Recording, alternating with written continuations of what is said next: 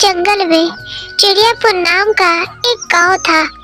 उस जंगल में दो दोस्त रहा करते थे, जिसमें से एक का नाम था कालू कौवा और दूसरे का नाम था रानी चिड़िया। वह दोनों बहुत अच्छे दोस्त थे। वह हमेशा एक दूसरे की सहायता किया करते थे और अपनी बातें एक दूसरे से शेयर किया करते थे।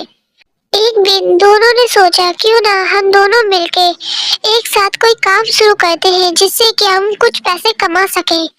रानी चिड़िया ने काले कौवा से पूछा कि हम ऐसा कौन सा काम शुरू करें जिससे कि हम पैसा कमा सकते हैं। दोनों जने मिलकर यही सोचने लगे कि हम क्या काम करें। तभी अचानक काले कौवे को एक विचार आया। उसने रानी चिड़िया से कहा, क्यों ना हम आम की खेती करते हैं, आम उगाएंगे और उन्हें बेचेंगे और साथ में उसका हम जूस भी बेचेंगे। इससे हमें डबल प्रॉफिट होगा। यह विचार रानी चिड़िया को भी बहुत अच्छा लगा। उसने भी कहा, ठीक है, हम दोनों मिलकर यही काम शुरू करेंगे। दोनों ने एक जमीन ली और उसमें आम के पौधे लगा दिए। दोनों ने मिलकर आम के पौधों की बहुत ज्यादा देख रेख करी और कुछ समय के बाद वह आम के पौधे बहुत बड़े बड़े हो गए और उनमें आम भी लगने लगे। यह देख दोनों जने बहुत खुश हुए और तभी उनमें से काले कौवे ने कहा, कुछ टाइम की और बात है, फिर हम इन्हें बेचना स्टार्ट करेंगे। ये बात सुन रानी चिड़िया ने काले कौवे से कहा कि हम आम बेचेंगे किधर। यह बात सुन काले कौवे ने रानी चिड़िया से कहा, अरे हाँ, ये तो हमने सोचा ही नहीं कि हम आम बेचेंगे किधर। तभी रानी चिड़िया ने कहा कि हम ऐसी जगह बेचेंगे जहाँ बहुत सारे लोग आते जाते हो, जिससे कि हमारी बिक्री अच्छे से हो। क्यों ना हम इसे सड़क के पास बेचें, क्योंकि वहाँ से बहुत सारे लोग आते जाते रहते हैं। यह बात सुन मीनू चिड़िया को भी अच्छी लगी। फिर उन दोनों ने तय किया कि हम आम वहाँ बेचेंगे। चलो आम अब पक गए हैं, हम इन्हें बेचने की तैयारी करते हैं। चलो ठीक है, हम कल से आम बेचना स्टार्ट करेंगे। आज हम सभी लोगों को बता देते हैं कि हम आम का जूस बेचेंगे और आम अगर किसी को चाहिए हो तो वो हमसे ले ले। यह बात सुन वह सभी जानवरों को बता देते हैं कि वह कल से आम बेचना स्टार्ट करेंगे। दोनों ने अपना ठेला लगाया और आम बेचने स्टार्ट कर दिए। तभी उनकी दुकान पर एक कबूतर आया और उसने पूछा कि यह आम का जूस तुम कितने रुपए का दे रहे हो। उसने कहा कि यह हम आम का जूस 20 रुपए में दे रहे हैं। यह बात सुन कबूतर ने कहा, कहीं तुम लोग खराब आम तो नहीं बेच रहे हो, इसी वजह से तुम अपना आम का जूस सस्ता दे रहे हो। यह बात सुन रानी चिड़िया ने कहा, अरे नहीं नहीं कबूतर भाई, हम कोई खराब आम नहीं बेच रहे हैं, आप चाहे तो देख सकते हो, हम अभी ताजे तोड़ कर लाए हैं अपने पेड़ से। तभी काले कौवे ने भी कहा कि हम आम का जूस इसलिए सस्ता बेच रहे हैं ताकि सभी जानवर आम का जूस पी सके। तभी कबूतर ने कहा, अच्छा ये बात है, चलो ठीक है, मुझे एक गिलास आम का जूस दे दो। मीनू चिड़िया ने कबूतर को आम का जूस दे दिया। कबूतर आम का जूस पीकर वहां से चले गया और सभी जानवरों को बताया कि कालू कौवा और रानी चिड़िया आम का जूस बेच रहे हैं और जो आम का जूस वो बेच रहे हैं वो बहुत सस्ता है और बहुत अच्छा है। ये बात सुन सभी जानवर धीरे धीरे करके काले कौवे और रानी चिड़िया के पास आए और उनसे आम का जूस खरीदने लगे और आम खरीद के लेके जाने लगे, जिससे कि उनकी बिक्री धीरे धीरे करके अच्छी होने लगी। आम बेचकर कालू कौवा और रानी चिड़िया ने अच्छा खासा पैसा कमा लिया था और अब उनके घर में अनाज की भी कमी नहीं थी। एक दिन कालू कौवे के मन में लालच आ गया। उसने सोचा, क्यों ना मैं कुछ आम अलग से बेच दिया करूं ताकि मुझे और अधिक पैसे मिले जाएं, और मैं ये बात रानी चिड़िया को नहीं बताऊंगा।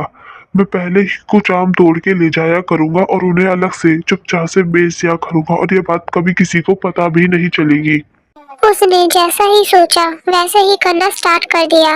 उसने सुबह सुबह जाकर आम चोरी करने स्टार्ट करे और लोगों को बेचना शुरुआत कर दिए।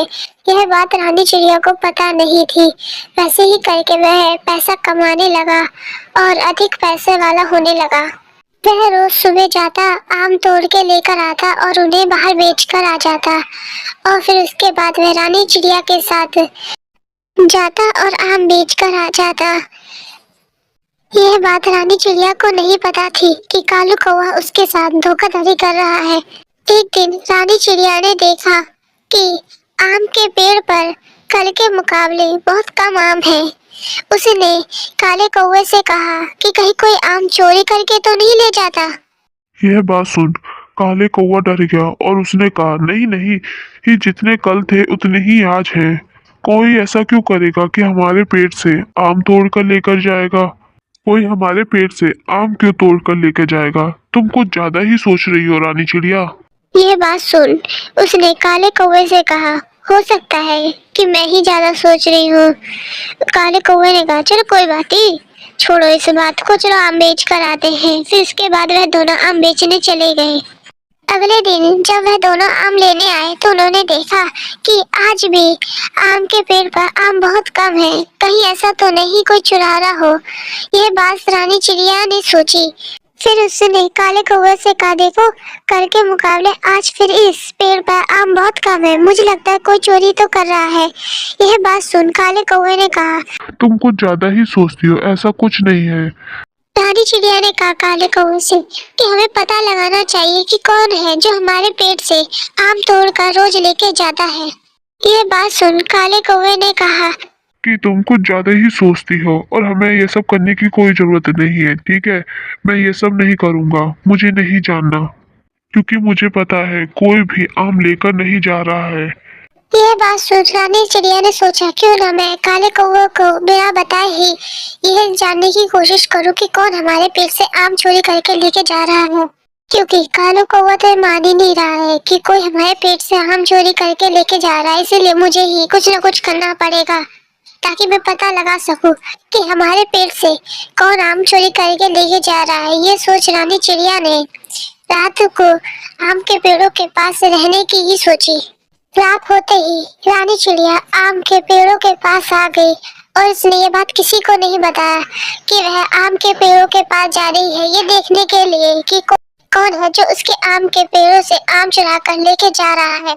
पूरी रात इंतजार करने के बाद भी कोई भी आम के पेड़ों से आम चुराने के लिए नहीं आया। ये देख रानी चिड़िया ने सोचा, कहीं ऐसा तो नहीं था कि कालू कौवा जो कह रहा था वही सच था कि कोई भी हमारे आम चुरा कर नहीं लेके जा रहा। मैं ही ज्यादा सोच रही थी। चलो कोई बात नहीं, अब सुबह तो होने ही वाली है। अब मैं काले कौवे से ही मिलकर चली जाऊंगी और उससे माफी भी मांग लूंगी कि मैंने उसकी बात नहीं मानी। कुछ टाइम के बाद उसने देखा कि कालू कौवा उधर ही आ रहा है छुपते छुपाते। ये देख रानी चिड़िया सोचने लगी कि कालू कौवा इतनी जल्दी सुबह यहाँ क्या कर रहा है और वो भी है छुपके छुपाते क्यों आ रहा है। यह बात देख रानी चिड़िया ने सोचा, चलो कोई बात नहीं, देखती हूँ कि कालू कौवा यहाँ किस लिए आया है। कहीं ऐसा तो नहीं काले कौवे को भी शक था, इसलिए वह यहाँ ये देखने आया है कि कौन है जो आम के पेड़ों से आम चुरा कर लेके जा रहा है। रानी चिड़िया ने देखा कि कालू कौवा आम के पेड़ों से आम तोड़ रहा है और उन्हें भरकर कहीं लेके जा रहा है। ये देख रानी चिड़िया बहुत हैरान हुई। उसने सोचा कि काले कौवा इतने सारे आम तोड़ के कहाँ लेकर जा रहा है, चलो जरा देखती हूँ इसका पीछा करके। उसने देखा कि काले कौवा आम ले जाकर किसी और को बेच दे रहा है। ये देख रानी चिड़िया बहुत हैरान हुई कि काले कौवा आम ले जाकर किसी और को बेच रहा है। उसको यह बात उसने बताई भी नहीं। उसने सोचा कहीं ऐसा तो नहीं काले कौवा आम बेच रहा हो, बाद में मुझे बता दे कि इसने आम हमसे खरीदे हैं। ये बात सोच के रानी चिड़िया वहाँ पर चुप हो गई और उसने कुछ नहीं कहा। ये सोच कर रानी चिड़िया घर चली गई और उसके बाद वह कालू कौवे के साथ आम बेचने के लिए चली गई। उसने सोचा कि कालू कौवा उसे बता देगा, मगर कालू कौवे ने पूरे दिन उसे नहीं बताया कि उसने किसी और को आम बेचा है। फिर रानी चिड़िया ने सोचा कहीं ऐसा तो नहीं कालू कौवा मुझे बताना भूल गया हो।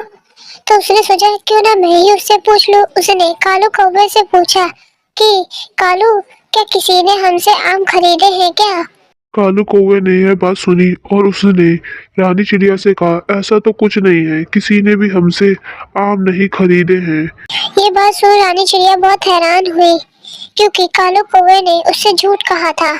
उसे कालू कौवे पे शक हुआ। उसने सोचा कहीं ऐसा तो नहीं कालू कौवा चुपचाप से आम ले जाकर अलग से बेच रहा हो। मुझे ये देखना पड़ेगा।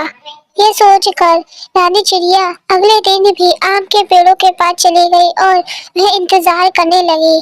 कुछ देर के बाद उसने देखा कि कालो कौवा फिर से आया चुपके छुपाते और उसने आम लिए और वह आम ले जाकर वापस से बेचने चले गया।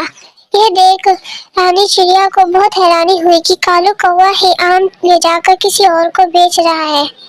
जब कालू कौवा आम बेचकर चले गया तो रानी चिड़िया उस पक्षी के पास गई और उससे पूछने लगी कि कालू कौवा, क्या तुम्हें आम बेचता है? उसने कहा हाँ। तो वह कब से आपको यह आम बेच रहा है? तो उसने कहा कि वह मुझे 1 महीने से आम बेच रहा है। यह सुन रानी चिड़िया को बहुत बुरा लगा कि कालू कौवा चुपचाप से उसे बिन बताए आम बेच रहा है। फिर रानी चिड़िया वहां से उड़ गई और उसने कहा आज मैं कालू कौवे से बात करके रहूंगी कि वह ऐसा क्यों कर रहा है।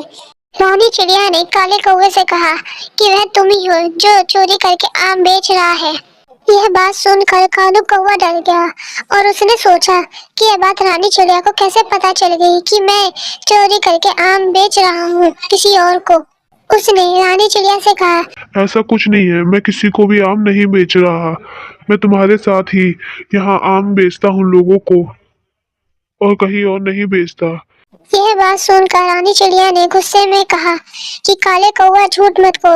मैंने तुम्हें खुद अपनी आंखों से देखा है कि तुम किसी और को आम बेच रहे हो। तुम्हें ऐसी क्या मजबूरी हो गई जो तुम चोरी करके चुपचाप से लोगों को आम बेचने लगे मुझे बिन बताए। काले कौवे ने रानी चिड़िया से कहा, मुझे माफ करना, मुझको लालच आ गया था। मैं चाहता था कि मैं तुमसे भी अधिक पैसे कमाऊं, इसीलिए मैं चुपचाप से चोरी करके आम बेचता था। मुझे माफ कर दो, मैं अगली बार से ऐसा नहीं करूंगा। रानी चिड़िया ने काले कौवे से कहा कि हम कितने अच्छे दोस्त थे और तुमने मेरे साथ इतना बड़ा धोखा करा जबकि मैं तुम पे कितना विश्वास करती थी। अब से हम लोग एक साथ आम नहीं बेचेंगे। तुम अपने आम खुद बेचना और मैं अपने आम अलग से बेचूंगी, समझे? ये बात सुन काले कौवे को बहुत बुरा लगा। उसने कहा प्लीज इस बार मुझे एक आखिरी मौका दे दो, मैं अगली बार से ऐसा कुछ नहीं करूंगा, प्लीज मुझ पर विश्वास करो। फिर रानी चिड़िया ने कहा ठीक है, मैं तुम्हें आखिरी बार मौका दे रही हूँ। अगर तुमने अगली बार ऐसा किया तो हमारी दोस्ती यही खत्म हो जाएगी। काले कौवे ने कहा मैं अगली बार कभी भी ऐसा कुछ नहीं करूंगा, मुझे इस बार तुम माफ कर दो प्लीज। फिर रानी चिड़िया ने काले कौवे को माफ कर दिया और वह दोनों मिलकर एक साथ दोबारा से आम बेचना शुरू करने लगे।